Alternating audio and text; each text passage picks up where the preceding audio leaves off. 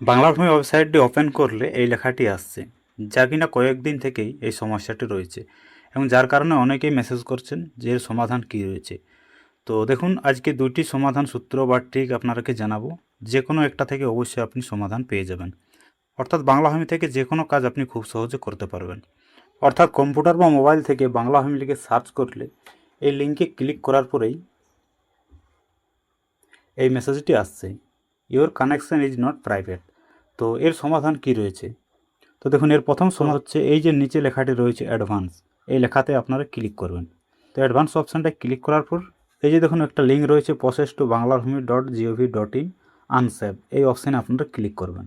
হয়তো এক্ষেত্রে একটু সময় লাগলেও দেখুন ওয়েবসাইটটি ওপেন হয়ে যাবে।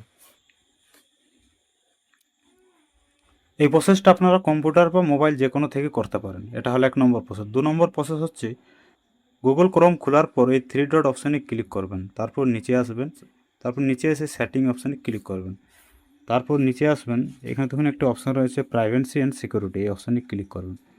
তারপর দেখুন প্রথমে রয়েছে ডিলিট ব্রাউজিং ডাটা, এই অপশানে ক্লিক করবেন। এখানে ক্লিক করার পর এই যে কুকিজ রয়েছে, সাইড ডাটা রয়েছে, এইগুলো আপনাকে ডিলিট করতে হবে। তার জন্য আপনি কি করবেন, এই যে ডিলিট ডাটা এই অপশানে ক্লিক করবেন। যদি আপনার কম্পিউটার বা ল্যাপটপ থেকে করেন সেম প্রসেসই করবেন। ডিলিট অপশানে ক্লিক করলে সমস্ত এই যে ডাটাগুলো রয়েছে সেগুলো ডিলিট হয়ে যাবে। ডিলিট অপশানে ক্লিক করে দেবেন। ডিলিট হয়ে যাওয়ার পর এরপর আপনি তারপর নতুন করে বাংলা ভূমি লিখে সার্চ করলে দেখবেন ওয়েবসাইটটি খুব সহজে খুলে যাবে।